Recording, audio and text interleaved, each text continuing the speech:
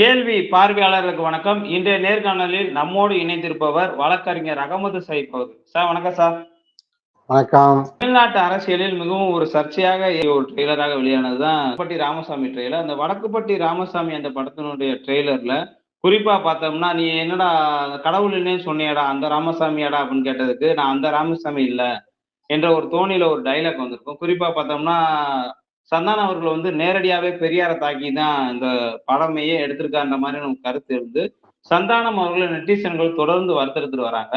இந்த சம்பவத்தை நீங்க எப்படி சார் பாக்குறீங்க? பொதுவாக திரைப்படத்தை நாம் பார்ப்பதே இல்லை. திரைப்படமெல்லாம் பார்த்தீங்கன்னா, ஒரு காலத்துல திரைப்படங்களாக இருந்தது. சமூக சீர்திருத்த சிந்தனைகள் எல்லாம், கருத்துக்கள் எல்லாம் இருந்தது. இப்போ வந்து பார்த்தீங்கன்னா, திரைப்படத்துல போய் உட்கார்ந்து 3 மணி நேரம் யாரு பார்க்குறாங்கிற அளவுக்கு தான் நம்முடைய வாழ்க்கை இருக்கிறது. அது எந்த மெசேஜுமே இல்ல. இன்னும் சொல்லப்போனால் இது போன்ற சர்ச்சை பேச்சுகள், வெட்டு, குத்து கலாச்சாரம், அரிவாள் கலாச்சாரத்தை தான் வந்து அந்த மாதிரி ஒரு மோசமான நிலையில மேக்சிமம் போய்விட்டது. ஒரு சில திரைப்படங்கள் தான் கருத்தியலாக வந்து கொண்டிருக்கிறது. நாம் அதுல வந்து ஒரு திரைப்படங்களையும், திரைப்படத்துடைய வசனங்களையும் அந்த அளவுக்குத்தான் வந்து நம்ம வந்து எடுத்துக்கொள்ள வேண்டும். ஆனால் திரு சந்தானம், சிரிப்பு நடிகர் சந்தானம் அவருடைய அந்த பேச்சு ஒரு அவசியம் இல்லாதது. ஏன்னா பெரியார் ராமசாமி என்றால் ஈவேரா தந்தை பெரியார் என்று சொல்றோம். நாங்களும் தந்தை பெரியார் என்று சொல்றோம். பெரியார்னு கூட அதில் வரமாட்டோம். தந்தை பெரியார் என்று சொல்றோம். இந்த திராவிட மண், குறிப்பா தமிழ்நாட்டை வந்து பெரியாருடைய மண் என்று சொல்கிறோம். ஏன்னா அவர் வந்து அந்த சீர்திருத்த கருத்துக்கள் வந்து இன்னுமே வந்து ஆழமாக வேரூன்றி இருக்கிறது. அப்ப அது மாதிரி ராமசாமி இல்ல, அந்த ராமசாமி இல்லைங்கிற மாதிரி ஒரு கலாய்க்கிற மாதிரி அவர் அந்த அந்த வாசனத்தை வந்து நீக்கி இருக்க வேண்டும். சரி, அவர் நீக்கதான் இல்லை. இது ஒரு சர்ச்சை பொருளாக ஆகிறது. அவருக்கு எதிரான வந்து எல்லாருமே களத்துல குதிக்கிறாங்கன்னா அட்லீஸ்ட் ஒரு ஒரு வருத்தம் தெரிவிக்கிறேன்னு சொல்லி கூட ஒரு மன்னிப்பு கூட கேட்டுக்கலாம். அவர் அந்த ட்விட்டரை வந்து சந்தானம் அவர்கள் நீக்கிவிட்டு அவர் என்ன சொல்லியிருக்காருன்னா, மூட நம்பிக்கையோடு ரூமர் சேர்ந்தார். எப்படி இருக்கும் படம், அதான் இந்த படம் திரைப்படம்னு சொல்கிறார். நீங்க என்ன படத்தை எடுத்துட்டு போங்க, அடுத்தவங்களோட மனசையா புண்படுத்துறீங்க, இதான் பாயிண்ட். நான் அந்த ராமசாமிலாம், நீ எந்த ராமசாமி? நீ மகா பெரியவா, அந்த பெரியவரா? நீ இந்த பெரியார் இல்லைன்றா நீ எந்த பெரியாரு?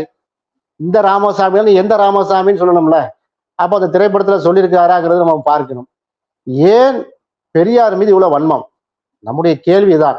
இந்த பேட்டியின் வாயிலாக வந்து நாம் வந்து மக்களுக்கு சொல்ல, சந்தானமா இருக்கட்டும், யாராகவும் இருக்கட்டும், தொடர்ச்சியாக பெரியார் வந்து ஏன் தாக்கப்படுகிறார்? பெரியார் சிலைக்கு வந்து ஏன் காவி உடைய உடுத்துறாங்க? இப்ப கூட திருவள்ளுவர் சிலைக்கு காவி உடைய உடுத்துற மாதிரி பெரியார்களை வந்து சங்கிகள் தொடர்ச்சியாக தாக்குவது ஏன்? இந்த சந்தானம் அவர்களையும் ஜட்டி வாசுதேவன் அவரே வந்து நம்முடைய பிடிஆர் பழனிவேல் தியாகராஜன் அமைச்சர் அவர்கள் வந்து என்ன சொன்னாருன்னா, ஏற்கனவே இவரை சங்கின்னு விமர்சனம் பண்ணியிருக்காரு. இப்ப அந்த காணொலி எல்லாம் வந்து என்ன செய்யுது, வந்து வைரல் ஆகி கொண்டிருக்கிறது. இந்த மைய கருத்துல திரு சந்தானம் அவர்கள் வெளிப்படையாக இதற்கு மன்னிப்பு கேட்கணும். நான் பெரியாரை வந்து கொச்சைப்படுத்தல, என் நோக்கம் வந்து பெரியாரை வந்து பெரியாரிஸ்டுகளை புண்படுத்துவது இல்லை என்று சொல்லிவிட்டால் இது வந்து சர்ச்சை இல்லாம போய்விடும்.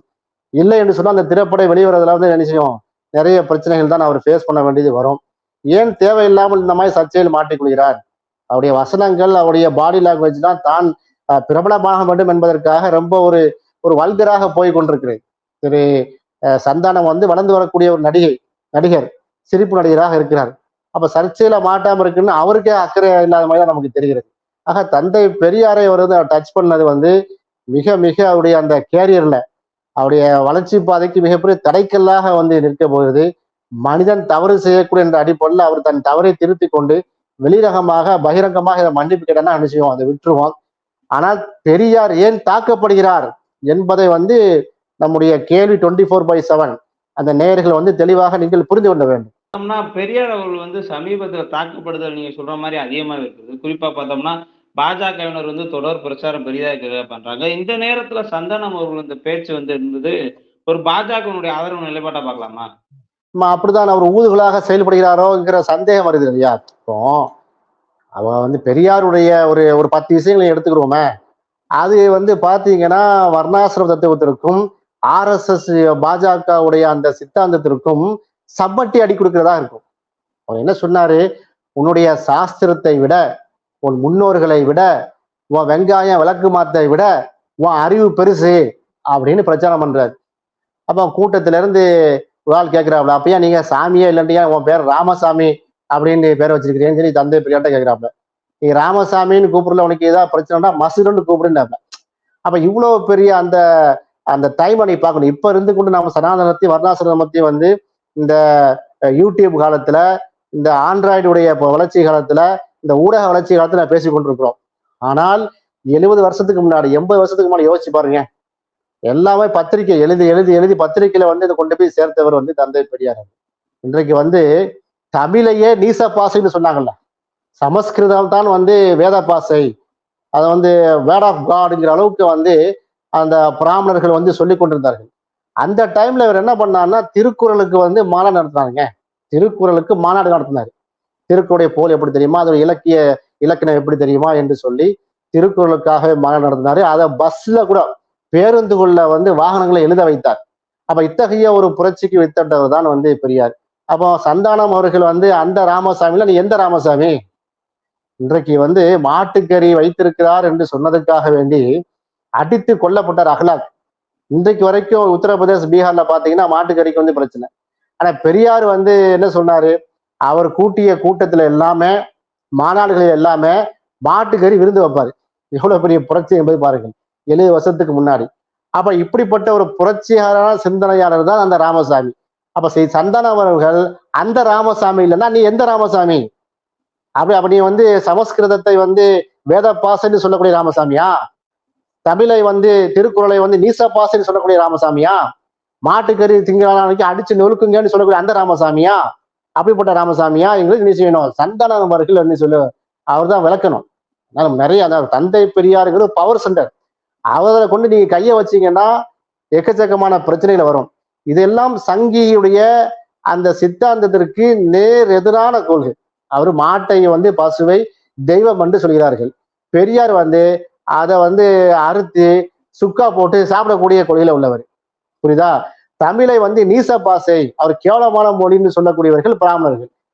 திருக்குறளுக்கு வந்து மிக புனிதமானது, உலக பொதுமுறை சொல்லி மாநாடு நடத்தினவர், அதை பற்றி கான்ஃபரன்ஸா கொண்டு போய் சேர்த்தவர் வந்து யாரு? தந்தை பெரியார். அப்ப நீங்க வந்து எங்க நிக்கணும்? சந்தானம் வந்து பெரியார் சைடு நிக்க வேண்டுமா, நீங்க வந்து வர்ணாசிரம சைடு நிக்க வேண்டுமாங்கிறதா நம்முடைய கேள்வியா இருக்கு. பெரியார் அவர்கள் வந்து தமிழ்நாட்டுல வந்து பல்வேறு பிரச்சாரங்களை வந்து முன்னெடுத்துக்காங்க. ஆனா பாஜகவினரோ இந்த சந்தானம் போன்றவர்கள் குறிப்பா அந்த கடவுள் மறுப்பை மட்டுமே முன்னிறுத்தி படம் எடுக்கிறது நீங்க எப்படி பாக்குறீங்க? கடவுள் மறுப்புன்னு மட்டும் கொண்டு பெரியாரை நிறுத்துகிறார்கள். பெரியார் கடவுள் மறுப்புக்கு மட்டுமா பெரியாரு? ஒரு குடும்பத்துல 4 ஆண்கள் 1 பெண் இருந்தார் என்று சொன்னால், முதலாவதாக அந்த பெண் குழந்தைக்குத்தான் கல்வியை புகட்ட வேண்டும் என்று சொன்னவர் பெரியார். எந்த மாதிரி டைம்ல? ஆண் இறந்து விட்டால் பெண்ணு வாழக்கூடாது, மனைவி வாழக்கூடாது. கணவர் வந்து செத்து போயிட்டாருன்னு சொன்னா அவரை வந்து அந்த சிதைக்கு தீ மூட்டி அந்த தீயில கொண்டு இவர் குதிக்கணும், சதி உடன்கட்டை ஏற வேண்டும் என்று சொல்லிக் கொண்டிருந்த காலத்துல பெரியார் என்ன சொல்வார்? பெண் உரிமை வேண்டும் என்று பேசுகிறார். எப்படி வந்து அந்த 1400 ஆண்டுகளுக்கு முன்னால் பெண்களுக்கு ஆன்மா இருக்கான்னு கேட்டுக்கொண்டிருக்கும் போது பெண்களுக்கு சொத்தில் பாதி உண்டு என்று புரட்சி ஏற்படுத்துவாங்க நபிகள் நாயகம் ஸல்லல்லாஹு அலைஹி வஸல்லம். அது போன்று தமிழகத்துல வந்து ஒரு மிகப்பெரிய பெண்ணுரிமைக்கான புரட்சியை வந்து வித்திட்டவர் தந்தை பெரியார் அவர்கள். அவர் பாத்தீங்கன்னா அப்ப நீங்க எந்த இடத்துல கொண்டு போய் பெரியார வைக்கிறீங்க? சும்மா கடவுள் மறுப்புல கொண்டு போய் சொல்லிட்டு போறதா? இன்னைக்கு வந்து கல்வி, வேலை வாய்ப்புகள்ல வந்து இடஒதுக்கீடு என்று சொல்கிறோம். திமுக அதிமுக ஆட்சி மாறி மாறி வந்து அந்த இடஒதுக்கீடை செயல்படுத்தியிருக்கிறார்கள். அப்ப கல்வி வேலை வாய்ப்புகளை இடஒதுக்கீடை பெற்ற காரணத்தினால்தான் இன்றைக்கு சந்தானம் போனவர்கள்லாம் திரைத்துறையில மின்ன வேண்டிய சூழ்நிலை இருக்குது. சந்தானம் வந்து பார்ப்பனரா? இல்ல, அவரும் வந்து சூத்திர ஜாதி சேர்ந்தவர் தானே. அப்ப என்ன என்று சொன்னால் இதை வந்து நன்றி உணவோடு நினைத்து பார்த்திருக்கிறார். அந்த ராமசாமி இல்லை என்று நீங்க திரைப்படத்துல வசனம் பேசித்தானே சொல்றோம், அந்த அடைப்பு எடுக்கக்கூடாது. இது போன்ற வந்து தமிழ்நாட்டினுடைய அந்த தமிழ்நாட்டை உருவாக்கிய சிற்பிகளில் ஒருவர் தந்தை பெரியார், முதன்மையான தந்தை பெரியார்.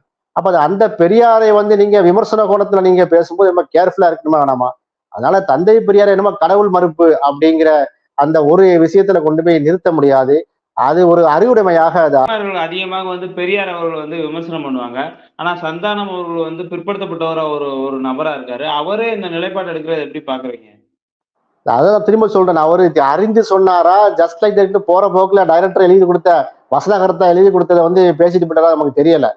ஆனால் தொடர்ச்சியாக விமர்சனத்துக்கு உள்ளாக்கப்படுகிறார். இன்றைக்கு வந்து ஓப்பனா சொல்லன, பறையரு, பல்லரு, சக்கிலியர் இப்படி எல்லாம் சொல்லாடல் இருக்கும் போது டைம்ல அந்த நீதி கட்சி ஆட்சிக்கு வந்த பிறகுதான் ஆதி திராவிடர்கள் என்கிற சொல்லாடலை பயன்படுத்துகிறார்கள். அன்றைக்கு தந்தை இன்னைக்கு வந்து புரட்சியாளர் அம்பேத்கர் என்று பெருமையாக பேசிக்கொள்கிறோம். அன்றைக்கு 70 வருஷத்துக்கு 60 வருஷத்துக்கு முன்னாடி அம்பேத்கரை வந்து எல்லாம் ஏத்துக்கிட்டாங்களா? எல்லா தலைவரும் ஏற்றுக்கொள்ளவில்லை. அப்போ அம்பேத்கர் வந்து புரட்சியாளர் அம்பேத்கர் வந்து என்னுடைய தலைவர் என்று ஆற தழுவியவர் பெரியார். இப்ப பாத்தீங்கன்னா அவரு பெரியார் ஒரு மிகப்பெரிய புரட்சியாளர். அம்பேத்கர் அவர்களை எந்த அளவுக்குன்னா பெரிய ஒரு பாரட்ல அவரு நல்ல ஒரு சிந்தனைவாதி. அவரை செகண்ட் ரவுண்ட் அண்ட் டேபிள் கான்ஃபரன்ஸ்ல கூட என்ன செய்யல, இந்த பார்ப்பனர்கள் வந்து கொண்டு சேர்க்கவில்லை. இன்றைக்கு சந்தானம் வந்து சொல்றாரு பெரியாரு பெரியார்னு பேசுறாரு, அந்த ராமசாமி இல்லைன்னு. வரலாற்றை நீங்கள் தெளிவாக புரிந்து கொள்ள வேண்டும். வர்ணாசிரமமும் சனாதனமும் கோலோச்சி கொண்ட அந்த பிரிட்டிஷ்காரருக்கு மேல ஆட்சி பீரியட்ல வந்து பாத்தீங்கன்னா புரட்சியாளர் அம்பேத்கர் அவர்களையே பிரிட்டன்ல இருக்கக்கூடிய செகண்ட் ரவுண்ட் டேபிள் கான்ஃபரன்ஸ்ல திட்டமிட்டு என்ன செய்யறாங்க, தவிர்க்கிறாங்க. அவருக்கு வாய்ப்பளித்தது யாருன்னா முகமது அலி ஜின்னா. ஜின்னா சாஹிப் தான் என்ன செஞ்சாரு, முஸ்லீம் லீக் சார்பாக அவங்க அழைத்து கொண்டு போய் அவரை புரட்சியாளர் அம்பேத்கரை வந்து பேச வைத்து அந்த இடஒதுக்கீடை வேலையும் கொடுத்தார். பிரிட்டிஷுடைய ராஜ்யத்துல 114 சீட்டு 121 சீட்டு இன்னைக்கு வந்து தலித்துக்கிற இடஒதுக்கீடு. அப்ப இதெல்லாம் வரலாற்றை வந்து படித்திருக்க வேண்டும். சும்மா ஜஸ்ட் லைக் தட்னு அந்த ராமசாமி இல்லைன்னா அப்ப நீ எந்த ராமசாமி? இன்றைக்கு வந்து புரட்சியாளர் அம்பேத்கரை ஆழ தழுவின காரணத்தினால்தான், அது மட்டும் இல்ல ரோசக்காரர் பெரியாரு, அதே புரட்சியாளர் அம்பேத்கர் எழுதிய அரசியல் சட்டத்தை வந்து அதுல சாதிக்கு வந்து மேட்ரு இருக்கு, சாதிய ஏற்றத்தாழ்வுல வந்து அதை வந்து கடைபிடிக்கிறதுன்னு சொல்லி எரிக்கவும் செஞ்சார். அப்ப பெரியார் வந்து நான் முன்னாடியே சொன்னது போல உன்னுடைய முன்னோரை விட உன் சாஸ்திரத்தை விட வந்து வெங்காயம் விளக்கு மாத்தை விட உன் அறிவு பெருசுன்னு சொன்னார்ல, அதை சிந்தனை ரீதியா மட்டும் சொல்லிட்டு போகல, அவரை செயல்படுத்தி காட்டினவர். அப்ப இதை புரிந்த நிலையில்தான் பார்ப்பனர்கள் எதிர்க்கிறாங்க. ஆகா, நம்முடைய சனாதனத்துல அடிக்கக்கூடிய சம்மட்டி அடி, நம்முடைய வந்து ஆகமத்துல வந்து என்ன செய்யறாரு பெரியார் வந்து அடிக்கிறாரு, அடிச்சு நொறுக்கிறாரு சொல்லிட்டு அவர்கள் எதிர்க்கிறார்கள். அவர்கள் எதிர்க்கிறதுல வந்து நியாயம் இருக்கிய, அவனோட வயிற்று பிழப்புல கொண்டு அடிமயத்தை கை வைக்கிறாரு. சந்தானத்துக்கு என்னன்னு கேட்கிறான். சந்தானம் வந்து நீங்க பார்ப்பனரா? அப்ப அந்த கொள்கையை பின்பற்றக்கூடியவரா? அப்ப இதுதான் வந்து அவருடைய மேட்டராக இருக்கிறது. சகோதரத்து தமிழ்நாட்டை பொறுத்த வரைக்கும் இன்னைக்கு வந்து சாதிய ஏற்றத்தாழ்வு மட்டும் இல்லைங்க, இன்னைக்கு சமூக பொருளாதார வளர்ச்சியை பெற்றிருக்கோம். இன்னைக்கு திரைத்துறையில வந்து இவங்க மின்றாங்க. ஒரு திரைப்படம் வெளியாகுது, ஓடிஎஸ்ல வெளியாகுதுன்னா பல நூற்றுக்கணக்கான கோடி ரூபாய்களை வந்து சந்தானம் போது சம்பாதிக்கிறாங்கன்னு சொன்னால் இந்த புரட்சிக்கு வித்திட்டவர் பெரியார். சமூக பொருளாதாரத்தை மேம்படுத்த வேண்டும், அது ஜனநாயகம் டெமோக்ரஸி இருக்க வேண்டும் என்று சொன்னவர் தான் வந்து பெரியார். அப்ப பெரியார் வந்து சும்மா நீ அந்த ராமசாமி இல்ல, ஏதோ கடவுள் மறுப்புகள். பெரியார் வந்து பிறந்த ஊரு, பிறந்த குடும்பம் பாத்தீங்கன்னா பெரியாருடைய பெற்றோர்கள் யாருன்னா நல்ல ஒரு இந்து சமயத்துல பக்தி கொண்டவர் தானே. அன்னைக்கு 20 வயசுல காசிக்கு அனுப்புறாங்க, அவர் வந்து படிக்க சுற்றுலா போறாரு, படிப்பதற்காக போறாரு. அங்கே வந்து ஒரு மதிய உணவு உடையவர்கள பாத்தீங்கன்னா எல்லாத்தையும் வெளியே தள்ளுறாங்க, பாப்பனை மட்டும் சாப்பிட்டு இருக்காங்க. என்னன்னு கேட்கிற, பசிக்குதியா உள்ள விடுங்கிறாரு அந்த கோயிலுக்குள்ள. இல்ல பூணூல் போட்டாதான் உள்ள வர அப்படின்னு சொல்றாங்க. பெரியார் வந்து பூணூலை போட்டு உள்ள போறாரு. ஐயோ அபிஸ்து நீங்க சூத்திரகார், நீங்க வெளியே போங்க அப்படின்னு சொல்லி பெரியார் அனுப்பிச்சாரு, வெளியே தள்ளுறாங்க. அப்ப அன்னைக்கு தானே அவர் முடிவெடுக்கிறாரு தந்தை பெரியார் அவர்கள். அந்த டீனேஜ் 20-21 வயசுக்கு அந்த டீனேஜ் முடிஞ்ச அந்த பருவம், இந்த 20-21 வயசுலதான் ஆஹா அப்ப இவர்களுக்கு நமக்கும் நல்ல ஒரு நூல் இடைவெளி இருக்குது, அப்ப அந்த நூல் இடைவெளி அறுக்க வேண்டும் என்பதால் முடிவெடுக்கிறார். இப்ப பாத்தீங்கன்னா இவ்வளவு பெரிய ஒரு புரட்சியார சிந்தனையாளரு என்னமோ அவர் இந்து மதத்தை விட்டு வெளியே வந்த மாதிரி, இந்து மதத்தை ஒழிக்கத்துக்கு வந்த மாதிரி அப்படிலாம் கிடையாதுங்க. அவர் ஏன் சாமி சிலைய போய் உடைத்தாரு, ஏன் வந்து உங்களுக்கு கடவுள் மறுப்பு நினைக்க, கடவுள் மறுப்பு கொள்கை வந்து பெரியாருடைய கொள்கையே கிடையாது. நீங்க வந்து ஜாதிய கட்டமைப்பை வைத்துக்கொண்டு அதுல நீ தாழ்ந்தவன் உயர்ந்தவன், பார்ப்பனம் தான் உயர்ந்தவன், நீ சத்திரிய, நீ வைசியன், நீ சூத்திரன், நீ காலில இருந்து பிறந்த, நீ தொலைல இருந்து பிறந்த, இப்படி சொல்லி மனிதனுக்குள்ள ஏற்றத்தாழ்வை வந்து கற்பிக்கிறது மதம். அந்த மதம் இந்து மதம். அது இந்து மதத்துடைய சாமி எல்லாம் உடைப்பேன்னு சொல்லி உடைச்சவர் தான். இதுதான் தந்தை பெரியார் வந்து கடவுள் மறுப்புக்கு வந்து போனாரு. அந்த மதத்தை போதிப்பர் யாருன்னு கேட்டாரு, கடவுள். அப்ப கடவுளை ஒழிப்போன்னு சொன்னாரு. கடவுள் எங்கேயாவது சிலையை போட்டு உடைத்தார். இந்த லெவல்ல தான் வந்து பெரியார் வந்து கடவுள் மறுப்புக்குள்ள நிற்பாரே தவிர, ஆனால் அவர் சொன்ன சமூக பொருளாதாரம், பெண்ணுரிமை கருத்துகள், சமூக சீர்திருத்த கருத்துகள், புரட்சிகரமான கொள்கைகள், அதே நீங்க பேச மாட்டேங்கிறீங்க. இன்றைக்கு வந்து தமிழ்நாடு மற்ற வடநாட்டுக்கு வட இந்தியாவுக்கு வந்து வழிகாட்டுது என்று சொன்னால் பெரியார் வித்துட்டது தானேங்க. பெரியார் பேசக்கூடிய விஷயங்கள் எல்லாம் வந்து ஆட்சியில இருக்கக்கூடிய அரசாங்கங்கள் வந்து சட்டம் ஏற்றினாங்களா இல்லையா? அப்ப இதையெல்லாம் பண்ணிருக்கணும். சும்மா போற போக்குல நான் அந்த ராமசாமி இல்லைன்னா அப்ப நீ எந்த ராமசாமின்னு சொல்லு. நீ அப்ப என் தந்தை பெரியார் மாதிரி ராமசாமி இல்ல அல்ல, அப்ப நீ சமூக பொருளாதாரத்திற்கு எதிரியா? பெண் உரிமை கருத்துக்கு நீ எதிரான கருத்து உள்ளவரா? தமிழுக்கு முக்கியத்துவம் கொடுத்து திருக்குறளுக்கு மாநாடு நடத்தினாரு, அதுக்கு எதிரான போக்கு உள்ளவரா நீங்கள்? மாட்டு இறைச்சி சாப்பிடக்கூடாதுன்னு சொல்லக்கூடிய அந்த மாதிரி சனாதனவாதியா சந்தானம்? இந்த கேள்வி எல்லாம் வருதா இல்லையா?